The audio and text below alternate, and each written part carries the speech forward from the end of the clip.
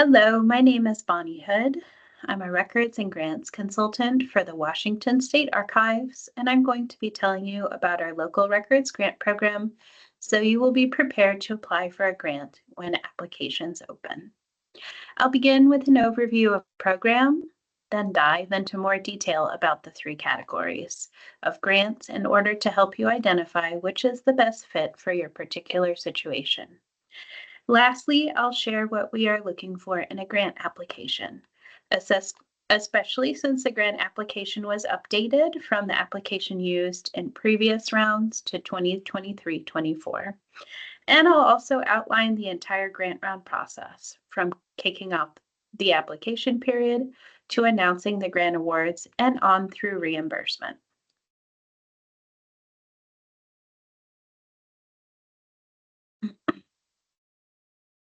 Washington's Public Records Act requires state and local governments to make their records available to the public, unless the law specifically exempts the records from disclosure. And under Chapter 40.14 of the Revised Code of Washington, public agencies are required to manage, protect, and provide access to their records. These laws are in place to help ensure the open and accountable government that we all value. But complying with these laws can be burdensome, especially for local government agencies. The Local Records Grants Program was established to provide financial assistance to local government agencies in order to help them comply with these public disclosure and records retention requirements. The Washington State Archives has been awarding grants since 2002, but in 2017, the state legislature formally called for the creation of the Local Records Grant Program, and in 2019, they approved a permanent funding source for the Local Records Grant Program. That funding source is the proceeds of a $1 surcharge when documents are recorded with county auditors. Two more money things of note is that this is a reimbursement style grant and there's no cash match requirement at all. We welcome applications from any local agency, including cities, towns, and counties in the state, school districts, ESDs, and charter schools, and any of the state's many special purpose districts. We are sometimes asked whether agencies who've received a grant in the past are eligible to apply for another grant, and the answer is yes. We're also asked if an agency can submit an application in more than one category in a given grant cycle. However, in essence, you would be competing against yourself with your two applications, limiting your odds rather than raising them, so we discourage that.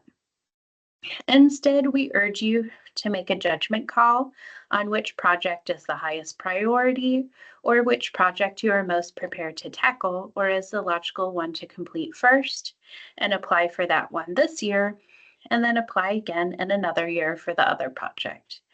For example, it makes a lot of sense to complete and organize the file room grant before a digital imaging grant, so you know that what you are digitizing is what you actually need to digitize, rather than records out of retention. That sort of approach also shows us you're being realistic and strategic with your resources. I'm going to clarify this since it's a common question. If you are at a department of a city or a county, say you work for the city police, and another department of that same city or county is applying as well, say city utilities, that's fine. You wouldn't be considered in competition with yourself, and we do select applicants in that situation quite often. However, if you work for a department of a city or county, say a school district or city police, and someone else at that same school district or city police department is also applying, then you would be considered in competition with yourself, which will negatively affect your chances. When we created the Local Records Grant Program, we looked at the biggest challenges local agencies face, the ones that, once fixed, would improve their records management and public disclosure request response processes. We built three categories of grants to focus on those challenges: organizing the file room, digital imaging, and technology tools. Each category is intended to address a different set of needs and meet different goals, and therefore each one has different approved reimbursable expenses than the others. Choosing the category that best matches your circumstances is going to make it easier for you to draft an effective application, and it will help you to make a real improvement at your agency, which is, of course, the goal. So, how do you decide which of the three grants is right for your unique situation? Be honest. Do you have a file room, basement, or maintenance building that looks like the picture on the left? If the organization of your paper file seems like your agency's biggest issue, you're not sure what you have or where specific records are located, and it's taking you too long to find your records when you need them, you can apply for an Organizing the File Room grant. Organizing the File Room grants are intended to help you inventory and organize your paper records, destroy or transfer what you're no longer required to keep, and create a plan to both improve access to your records and to manage them going forward. The maximum award for an Organizing the File Room grant is $20,000. This grant can be used to purchase equipment and supplies, such as metal shelving and file cabinets, archives boxes, and other supplies necessary for the project, have records that are beyond their retention destroyed or transferred to the state archives, and pay for extra staffing hours in order to complete the necessary tasks. To clarify what we mean by extra staffing hours, our recommendation would be to fund extended hours for part-time staff up to 40 hours, if that's possible, or use temporary staff to backfill for a regular staff person who is assigned to your project. The rationale is that temporary staff will be unfamiliar with your agency and its records, which will make it difficult for them to identify and make sense of those records. Temporary staff also needs to be closely supervised and should not have any decision-making and authority about the records. And when they leave at the end of the project, they would be taking their knowledge of the organization structure and processes along with them. Be aware that an Organizing the File Room grant cannot be used to cover overtime for existing staff, so nothing beyond 40 hours a week. And if the staff member is already 40 hours a week, grant funds cannot be used to cover the hours they work on the project.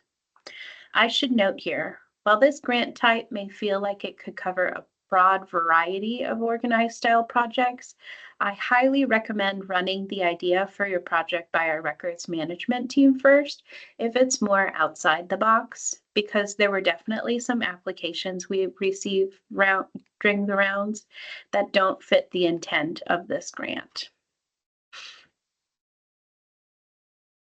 The second category is digital imaging grants. If your agency already has its paper records in order and you have identified a specific set or sets of records with long retention that you want to get scanned and indexed, you should consider applying for a digital imaging grant.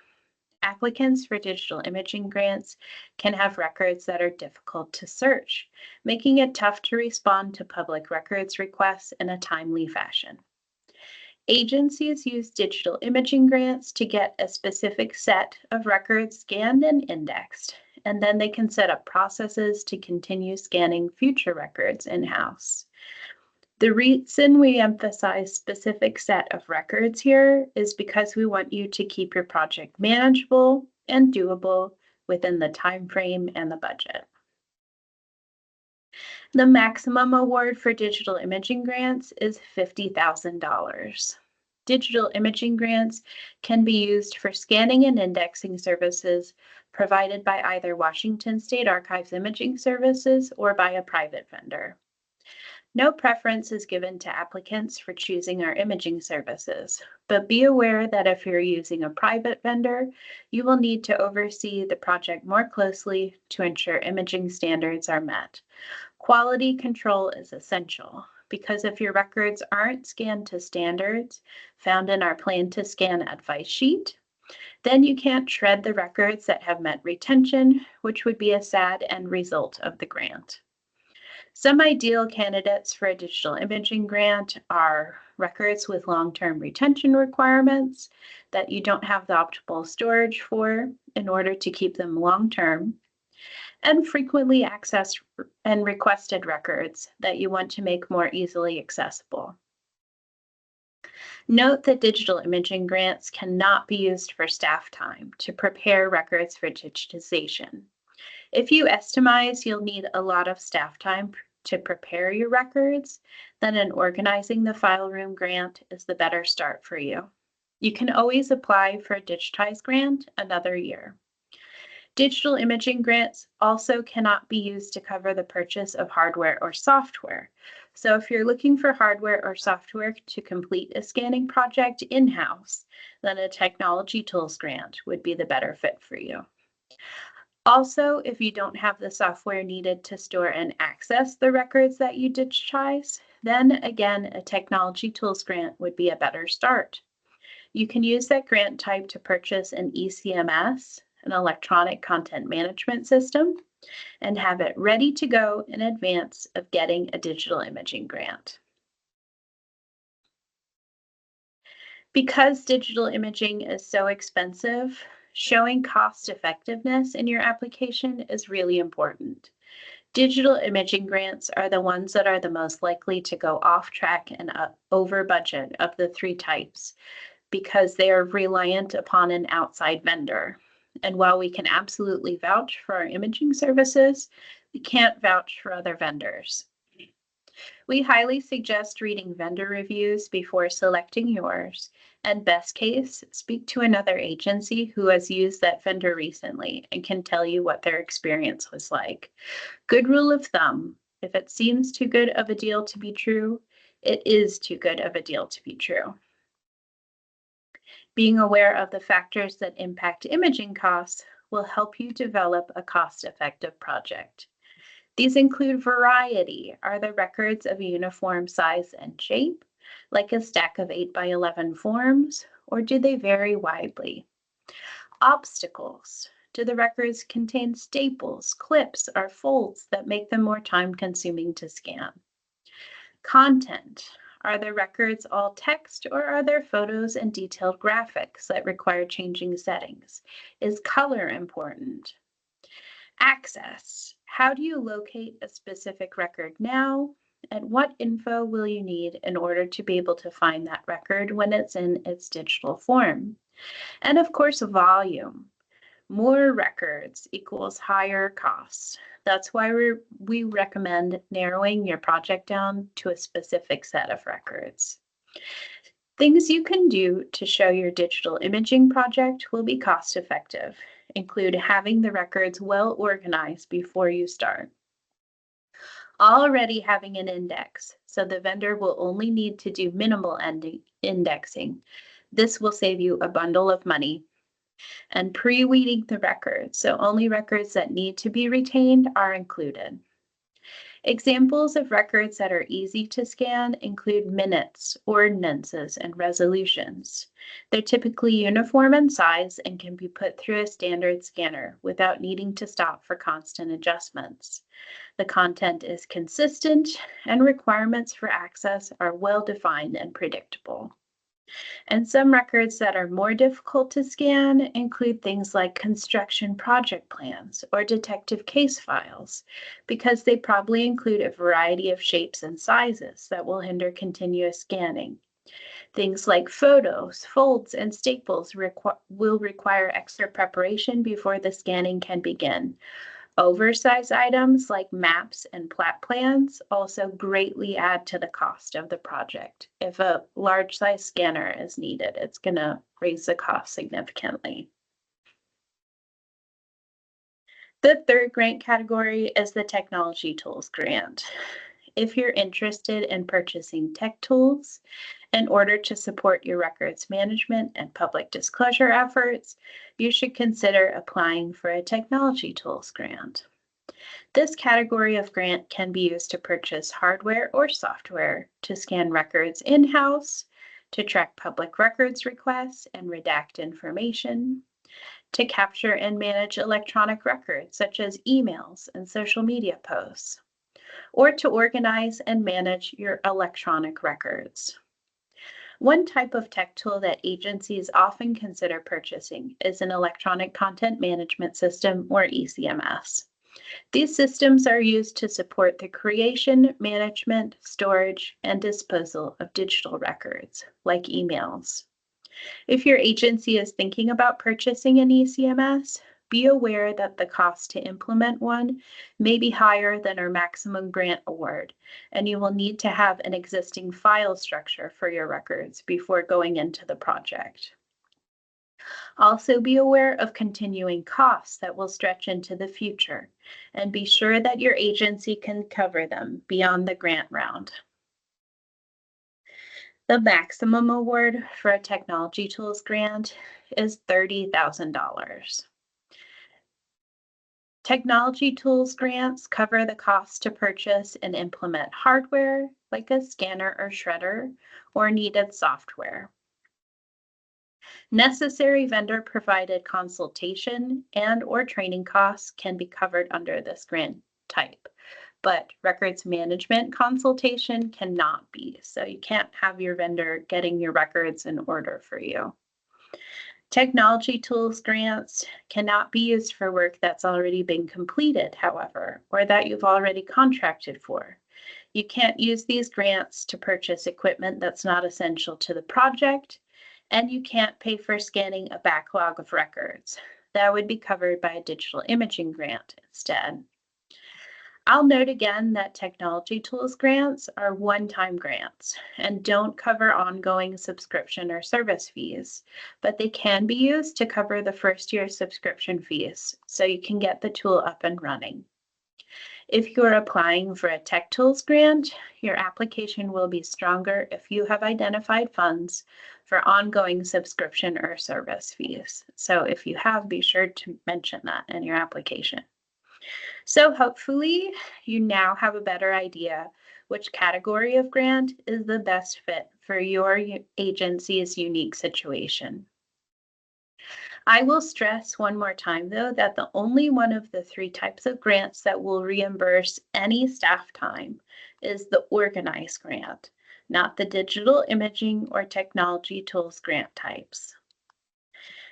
Before we get into talking about the application questions, I'd like to take you on a short tour of our local records grant program info on our website. So let me switch over and pull up the website. You should be seeing that now. So this is the homepage of the Washington State Archives, sos.wa.gov. Secretary of State is the SOS/archives, or you can just search for Washington State Archives and it will come up in your search engine of choice.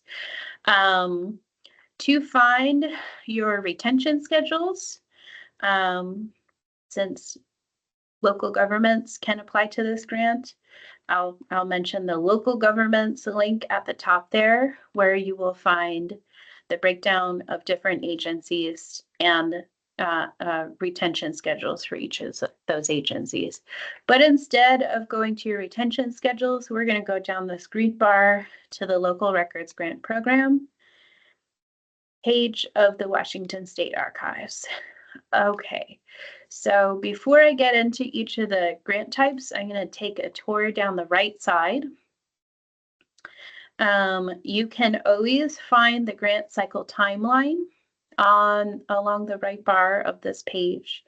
So if you're ever wondering what is upcoming, what is going on, when certain steps in the grant process are going to happen, you can find that on the timeline for the grant cycle that's currently ongoing, and then also upcoming grant cycles as well. I will also point out that under Stay Informed is the link to subscribe to our local government updates listserv. I highly recommend subscribing to the listserv if you aren't already. We send out updates on the grant program. We send out updates on records retention schedules, training opportunities, records management advice, and also records management job postings. If you're ever hiring for a records management job at your agency, email us at records management and we can share it on our listserv. So this is a plug for the listserv. State agencies also have a state agency listserv, but this is the link to subscribe to the local government agency listserv. So let's go through the different pages. Technology Tools has advice and information on the different individual types of software and hardware that can be funded. If you're not sure where to start, like you need an ECMS, but you're not sure which kind to go with, MRSC did a technology guide, which is very useful. I recommend taking a look at that if you're not sure what vendor to go with, what brand to go with, what one has that another doesn't. And then organizing the file room has information. There's some particular things about the organized grant. So their advice sheet on how to select appropriate shelving, because with your application, you will need to know a breakdown of what you're going to be requesting through the grant, how much it's going to be, cost breakdown. So you should know if you want shelves, which shelves, how much are they on the application, and include that information. So we require all metal shelves, for example. And so those particular specific things you can find advice for on this page. On the digital imaging page, I mentioned plan to scan. If you click on how to scan image records and go paperless, you're going to find a link to that plan to scan advice sheet.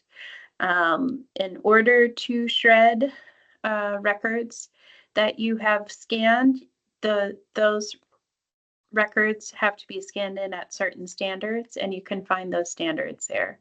I highly recommend talking about those requirements with if you go with a private digitization vendor, so they are aware of what standards they need to be scanning to.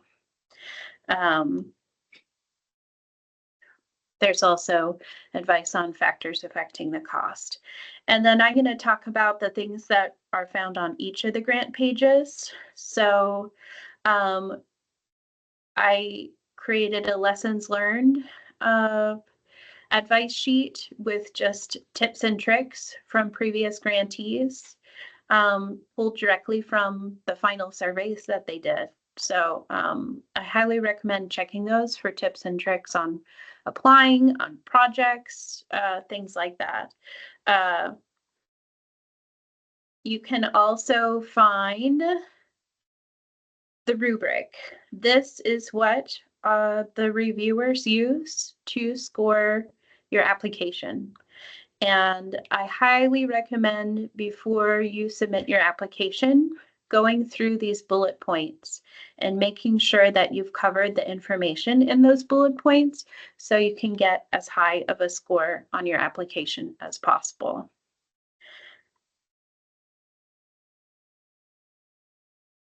So how to apply? We have a checklist. We also have a preview of the questions you're going to find there. You can see everything on the application before you apply. You can use that to do like a mock application and then email it to recordsmanagement@sos.wa.gov before you apply. Give us a couple weeks to give you feedback, but we will take a look at your application and give you feedback to help you craft the most effective application as possible before you actually formally submit your application. That is highly recommended. We can do a consultation with you over a Teams meeting or by email, and we can, like I said, check out a draft of your application as well. This is where the link to the application will appear once the application period has begun. Under this How to Apply dropdown will be the link to the application. It says closed right there right now, but there will be a live link once applications are open. So this is where you head. It is a reimbursement style grant. So we have the fillable PDF that you submit. Each grant type has their own fillable PDF. And you will submit that with proof of purchase and proof of payment. And then we will reimburse those funds. And then the only thing required of grantees, some grants have really onerous requirements for the grantees. The only thing we require is once you're all done, you submit an online survey, SurveyMonkey survey. And it is very brief, but we use the responses that we get to help shape the direction of the grant. So we really, really value the information that we get, and the lessons learned advice sheet that I mentioned, we pulled that from the survey. So that's a quick tour of the website. Let me get back to the slides. Should be seeing the slide deck now. And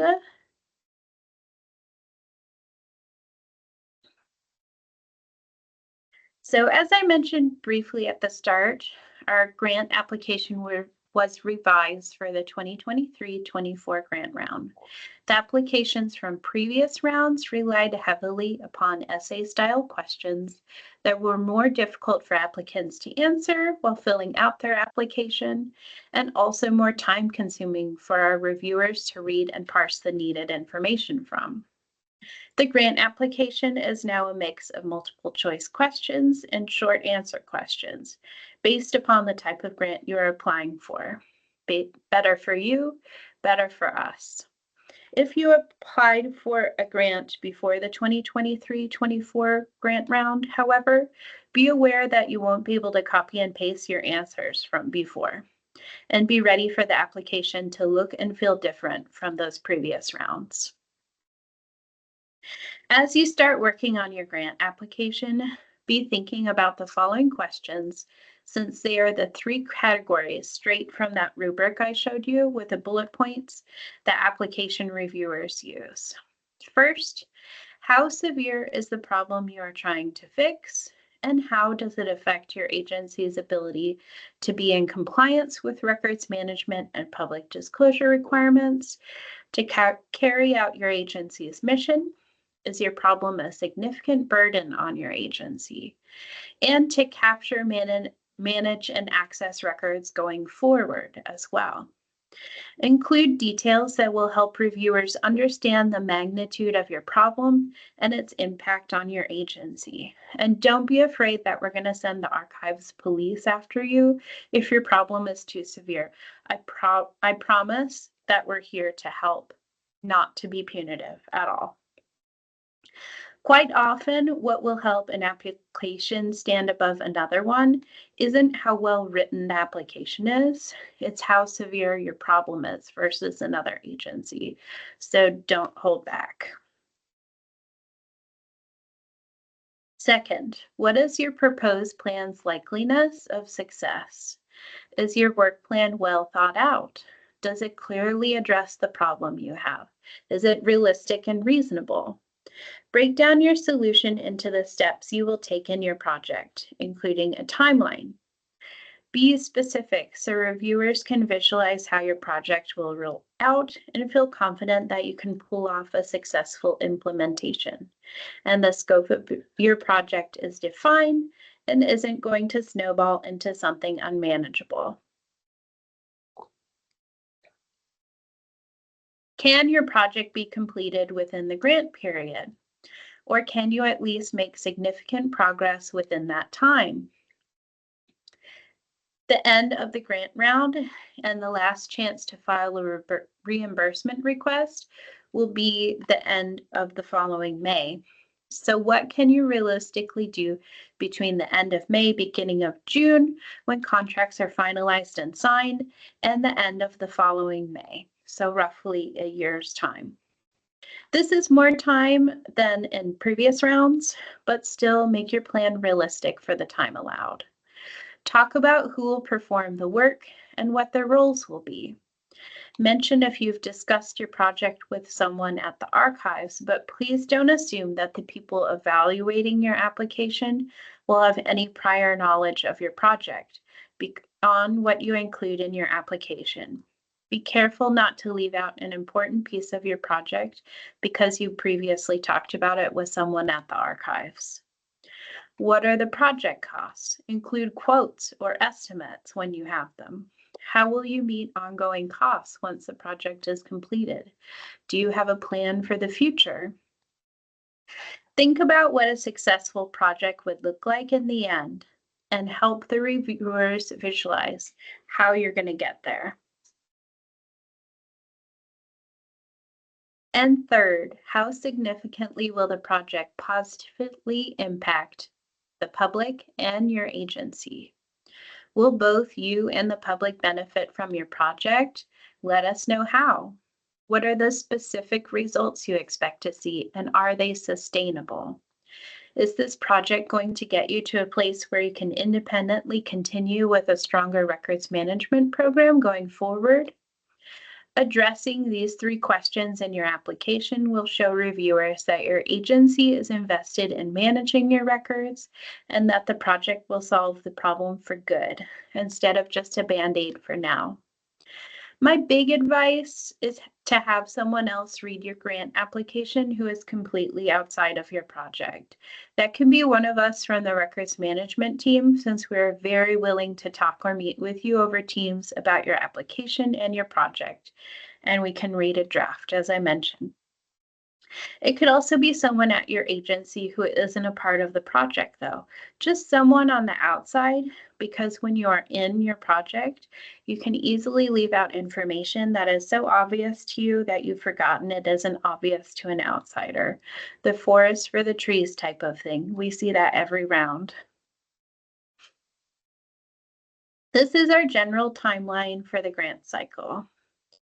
We announce the grant cycle on our website and send out an announcement to the local government listserv, which is your cue to start thinking about possible projects and reaching out to us for advice and consultation. The application period is during the month of February, which means the link to our online grants application portal will appear bright and early at the beginning of February. And we will send out another listserv announcement letting everyone know that the online portal is open. No applications will be accepted after 11:59 p.m. at the end of the grant round cycle. So you can apply anytime during the beginning and the end of the grant cycle. Not that we'd recommend applying at 11:59 p.m. on the last day. If you run into any issues after business hours that last day, we will be snug in our beds and unavailable. So apply early is good advice. Next, archive staff will review and score all applications against our established scoring criteria, which is the rubric that is posted on the grants page of our website. That bulleted list rubric that I showed you. Then the scored applications will go to the Archives Advisory Committee, which is made up of county auditors, county clerks, and representatives from associations of local governments, including schools, cities, counties, and ports.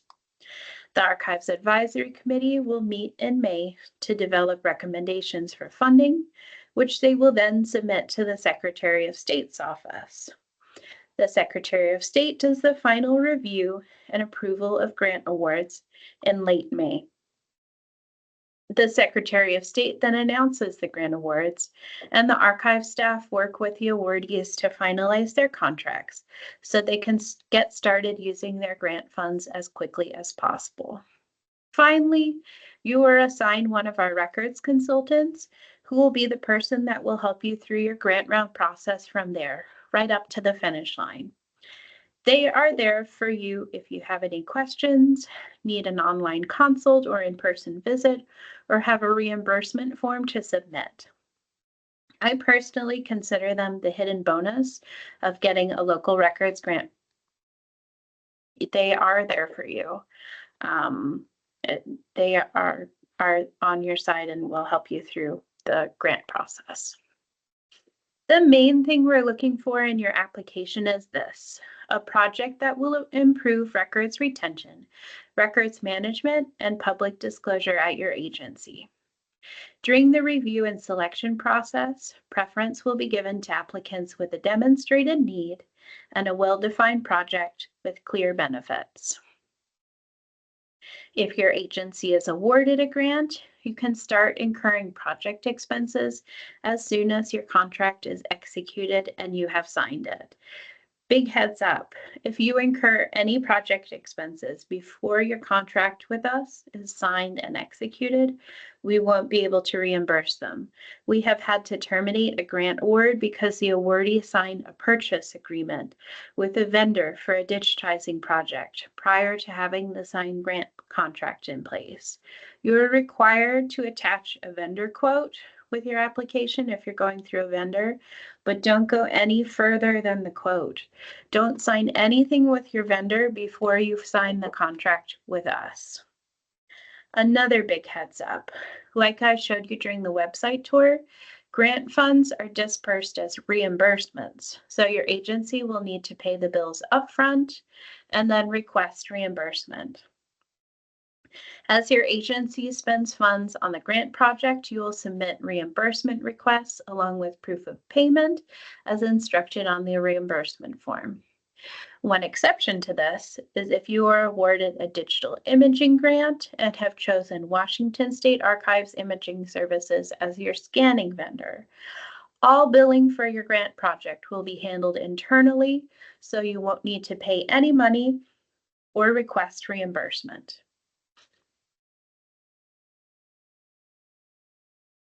The main things I want you to take away from this session are: 1, to visit and bookmark the Local Records Grant Program webpage, where we posted all the key resources. The URL is on the webpage. You'll see a link on the left bar of our homepage. And under the How to Apply is where the application link will appear at the beginning of the grant round. If you haven't already, subscribe to our local government updates listserv in order to receive updates on the grants program, as well as records management advice, training opportunities, and updates to the retention schedules. And 3, contact us if you have questions about the grants program or the application process.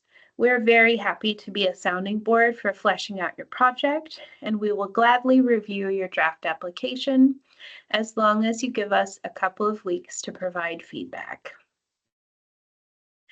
We are here as a resource for all of your records management questions, whether grant or retention schedule related. And again, I'll say we strongly encourage you to take advantage of our consultation services as you prepare for your grant application. We can provide feedback by email or Teams meeting. So here's how to reach the records management team.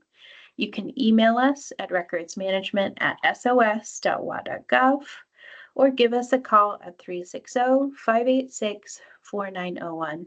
And you are not bothering us. We are a team of consultants.